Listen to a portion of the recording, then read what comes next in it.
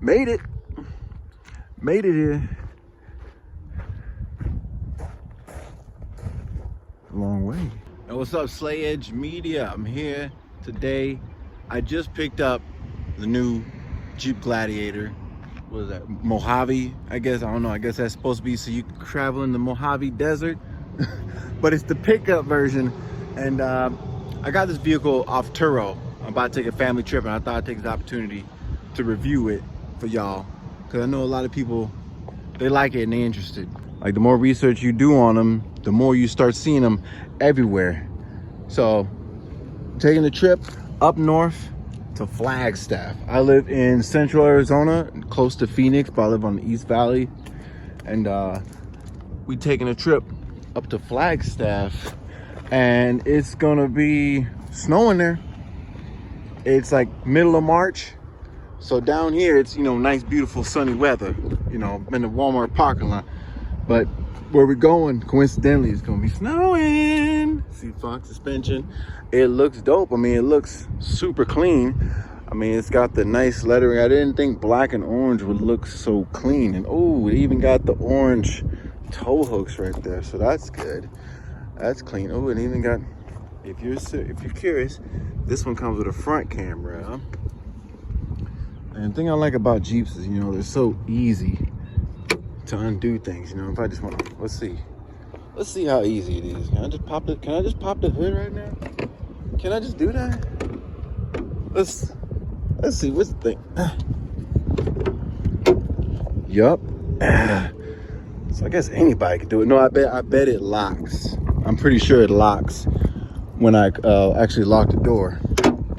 That's cool. You ain't gotta go inside. Yeah, but no need. I'm over here looking dumb. I'm trying to slam thing. It's gonna click. It don't. I forget the clicks are right here. Oh man, let me.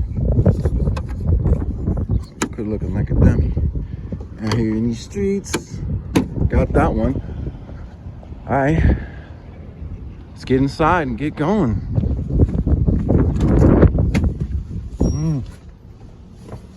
Not gonna lie, this is the clean. This is clean right here. Got the rooftop Jeep. I rented the Jeep Wrangler before, you know, but this is the Mojave one, so it's like there's no back. Now you just got that tailgate. You just got the bed of the truck now, you know, so. All right, so first impression, when you see it, it's pretty darn nice. And the thing I like about it, I love how like modular and easy, like how it's like switches and stuff. It's not like a whole bunch, it's not just electric buttons. It feels a lot more basically like where I'm in more control, you know. It's like manual versus automatic, you know, kind of thing. I mean, it comes with automatic transmission, but what I'm saying is, as far as the manual aspect, you're doing a lot of stuff inside the truck or vehicle by yourself, you know. But I digress. This has the same amount of space in the back. I'm about to bring this guy home and get the car seats in there and see how it does. But before I do that, I'm gonna show y'all inside. So you got your shifter, you know, so obviously this lets you go through the gear, 4 high, 4 low, 2 high. Axle locker. I've never actually used that on a Jeep before. This is the first one I've been in that has it. 4x4 off-road plus auxiliaries. Charger, that's nice, you know. And I like how these buttons are like a actual button, you know. Nice solid click to them. That sounds a little Monopoly-ish, you know. But the click of this, these ones click nice. These are for the windows, but this one, oh, that sounds like shit. I can live with it. I mean, I'm only gonna have it a couple days, so I ain't tripping. And these, well, I like these the vents remind me of my Audi, the circular vents. I love manual vents. I don't like that. Electric cars, you got to use the screen and zzz, and it's annoying. It's cool, but annoying. Steering wheel, kind of basic. All right, so here's my raw first impressions. I believe that it has the same engine as the Jeep Wrangler. It's like a V6 engine, not very powerful, probably barely even 300 horsepower. Of course, you check yourself. Due to the longer wheelbase of this vehicle, it's like almost like a like a pickup truck. I used to have a 2016 Chevy Silverado, but that one had a V8. I had a 5.3 in that one, and this one with a V6. When you first go, it feels kind of sluggish. You could tell that this, if you're expecting to get down and boogie in this car, I wouldn't think so. This is more for getting stuff done, you know, going places, you know, take the roof off, take the doors off, and just cruise at a moderate speed. So a lot of vehicles have that first brunt of acceleration on the low end. I don't think this vehicle even has that. It doesn't even really have just a moderate level of like, ooh, a little acceleration. It kind of feels like I'm driving a work truck. It feels like I'm driving a work truck. It's like a diesel or something like geez. Is this diesel? It's the Mojave. No, ain't no way it's diesel. Diesel at least got torque. No, this just feels like a V6 sitting in an engine bay where a V8 should be. Hellcat. All right, so I'm back at the house getting ready to go. Said it kind of drove like a truck. I didn't mean it drove like my two-door truck I'm gonna be fixing up. This one would smoke this. It's funny. A two-door truck feels like it would smoke this, but this feels like, but to be honest, this one feels more like an underpowered full-size pickup truck. You can definitely feel the weight of it when you're driving. Like, it just feels like it's dragging ass, but that's not a reason why you get it, so don't let me bust your bubble. I'm just talking about first impressions. But my problem might be that I hopped out of an Audi and then hopped into a Jeep, so you know, that might be throwing off my perspective a bit, so forgive me. Total side note, I was putting in the car seat, and you see this little panel right here on this, same on both sides. I thought this was metal. This shit is plastic right here.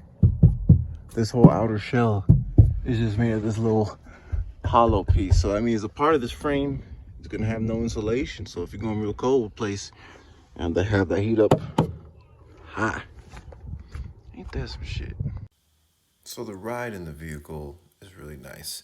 It's got a nice big spacious feeling, and the way the suspension absorbs the potholes and the wide tires, it really gives you a nice solid presence when you're driving.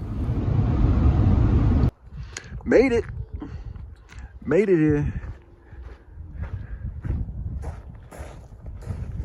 A long way. Yeah, we made it good too. All right, so we already drove to Flagstaff. We already did the whole vacation thing, and this is after the fact. You can see we had a nice little scenic view spot, and I figured this is a nice time to show off some Jeep footage. There's my packages. I've been waiting on them. They brought it to me. They knew we was here. So like, check this out.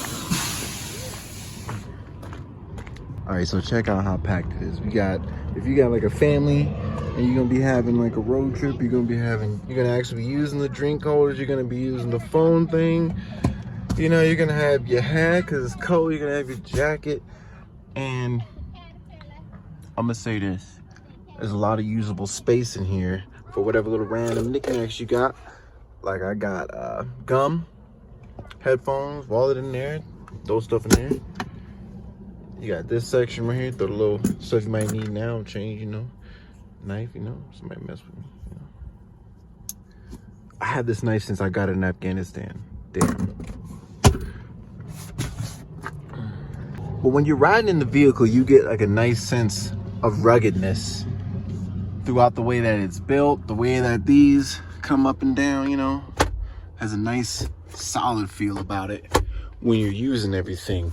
It doesn't feel like it's just made of cheesy plastic. Granted, it is kind of like, I don't know, semi-soft touch leather, you know. It's kind of soft touch. It's not the most luxurious, but it's pretty decent, you know, for an American Jeep Mojave edition. Now let's look at the back. Like I said, I was gonna be putting car seats in here. Little one and the big one. You know, they got their little movie stuff, books. We got our snacks, and all of it can fit. We pack kind of heavy. Check out the back. We got all our dirty clothes and laundry and shit. And having the back like this makes it so nice to be able to pack for the trip. I remember last time I rented the regular Jeep Wrangler, it's almost like the same size as far as the inside, except the back, you get like maybe a little extra notch of space for you to pack your stuff up. But it's not really practical. You have to be really strategic when you're putting your stuff in the back, versus with this just gives you complete freedom to just do it. Everybody can sit in here. You don't have to worry about your bag falling from the back, or you reach into the back, important stuff there. Oh yeah, and if you got iPads and stuff, there's chargers here. Actual plug in the back. Cup holders back here. I got kids, so they got their own cup holders, but they're there if you need them. Got these little joints right here. Put you some wipes. We got wipes and gloves in there, Got one on the other side. Same kind of vents like in the front, These make it really easy. Super easy to adjust. Just keep spinning. Now we go back to the front. So the seats are not that bad. I mean, they're pretty dang comfortable for like a long ride. I mean, I've been in worse rides as far as trucks, but this one rides pretty good. I mean, for a Jeep, it definitely feels like a good, nice, solid Jeep. It's got what the other Jeep is missing out on, but at the same time, it comes with a few drawbacks. The vehicle definitely feels a bit heavier, but like if you're a good driver, you can manage around it. It's no problem. You can learn to drive. It drives more similar to like a pickup truck, like how my old Silverado, I had an extended cab Silverado. So it feels like that, versus the Wrangler has a shorter wheelbase. And if you got the two-door Wrangler, the wheelbase is even shorter, so you can make turns real quick. This one takes wide turns like a dang pickup truck. And we had to fill it up when leaving Flagstaff to head back to the valley, back to Phoenix. And with the gas prices shoot up, it was $80 at the tank. $80 to fill this up. But that's because gas prices rising up. But also it's got I think it's got the gas tank the size of a truck. It doesn't drive too bad. Thanks to this Jeep Fox suspension, it soaks up the bumps on the road pretty damn good. It's got shocks in the front as well. It's even got like the little reservoir over here in the front on both sides. See, it's got one on this side as well. Fox Jeep, and then two in the back as well.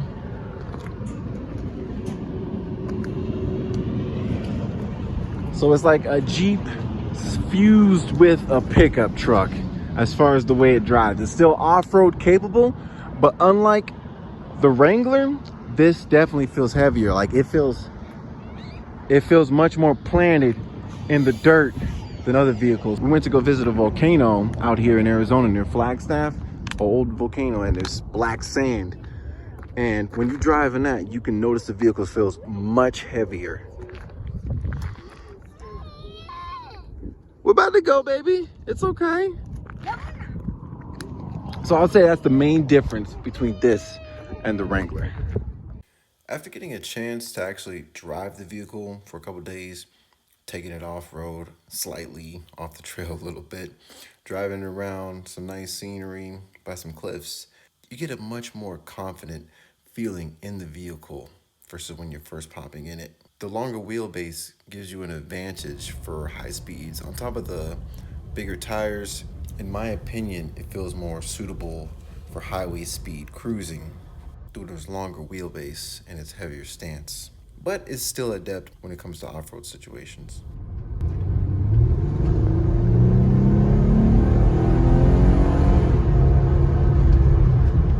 Alright, so that was exciting, but I'm gonna get into the quirks. I like how the rear's got that rear window, so it makes it real good for airflow. This is basically your dash, like a little screen like most cars, Pretty responsive, good to go.